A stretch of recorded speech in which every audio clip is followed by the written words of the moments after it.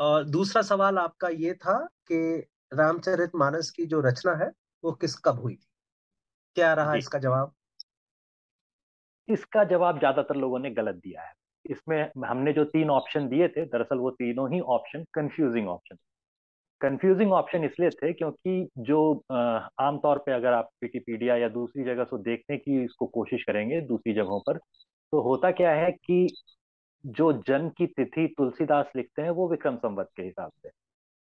तो विक्रम संवत में होता क्या है कि अभी जैसे विक्रम संवत के हिसाब से अगर देखेंगे तो हम लोगों के हिसाब से 2020, 2022, 2023 अगर चल रहा होगा, तो विक्रम संवत पे अगर जाएंगे तो 2079, 2080 चल रहा होगा।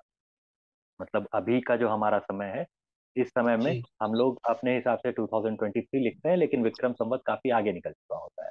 जी। तो अक्सर इसकी वजह से 1630 जो जवाब लिखा हुआ होता है वो लोग दे बैठते हैं। उनको लगता है कि 1630 के आसपास वो जन्मे होंगे, लेकिन असल में वो विक्रम संवत वाली तारीख है। ऐसे ही कुछ जो दूसरा एक कंफ्यूजन होने की वजह होती है, उस कंफ्यूजन की वजह ये है कि कहा जाता है कि भाई तुलसीदास के समय में ही करीब करीब जो है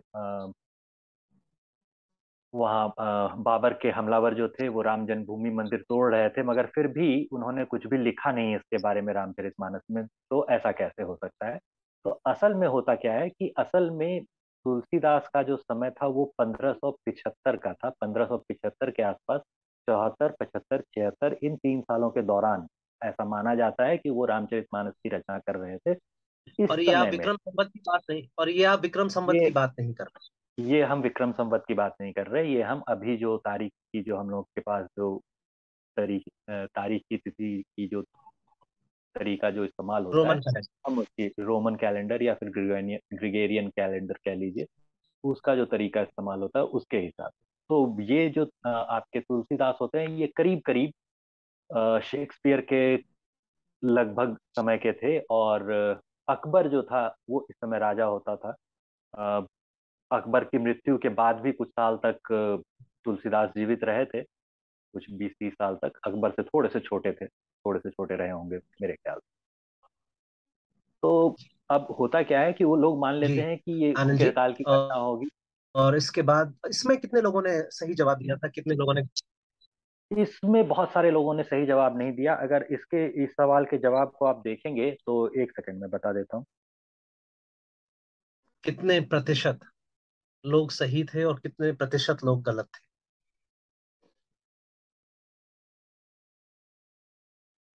दोस्तों, इसी के साथ मैं ये चाहूंगा कि अगर ये श्रृंखला आप लोगों को पसंद आ रही है तो आप इसको अवश्य लाइक कीजिएगा और बताइएगा कि, और कमेंट में भी बताइएगा कि क्या हम इसको जारी रखें और हम इसको आगे इस तरह के सवाल जवाब की श्रृंखला हम लेकर आए, और ही विषयों पर और ग्रंथों पर भी लेकर आए। और ये, इस श्रृंखला का मकसद ये नहीं है कि हम ये बताएं कि आपको कुछ नहीं आता है या हमको बहुत कुछ आता है। ये श्रृंखला सिर्फ इसलिए है कि आपको, हम सबको एक दोबारा से रिवीजन हो जाए और हमको मालूम रहे कि अगर हमसे कोई कुछ पूछता है तो हमारे को क्या जवाब देना। जी आनंद जी, आप बता रहे थे कि प्रतिशत के रूप में कितने लोग सही जी, थे? करीब 50% लोगों ने इस सवाल का सही जवाब दिया था, और बाकी जी। जो दो कंफ्यूजिंग वाले ऑप्शन थे, करीब करीब 20-20% लोगों ने इन दोनों कंफ्यूजिंग ऑप्शन को चुन लिया था। तो ये गलती होनी ही तो थी, हम ये मैं मान, इसी से बना करके चल रहा जी, ये था। ये गलती गलती जानबूझ कर कराई गई थी। जी। जी, तो ये 50% भी अपने आप में बहुत अच्छा है, क्योंकि समय की जब भी हम बात करते हैं तो सबसे ज्यादा जो दिक्कत आती है, लोगों को नाम तो याद रहते हैं, समय याद नहीं रहता, साल याद नहीं रहते, तो ये अपने आप में 50% कम नहीं है।